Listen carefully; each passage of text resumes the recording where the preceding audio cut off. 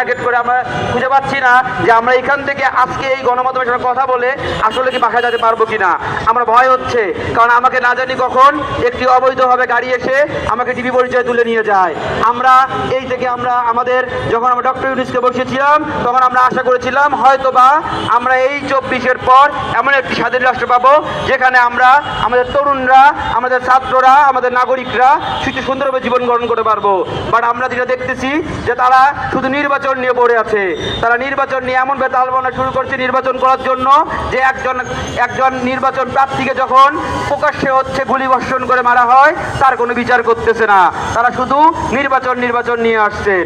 আমরা এই নির্বাচন আমরা তখনই মানব যখন আমাদের এই হাদি ভাইয়ের বিচার হবে, যখন আমরা দেখব এই ট্রাইব্যুনালে সত্য এবং ন্যায়ের এবং এই খুনি লীগের বিচার হবে।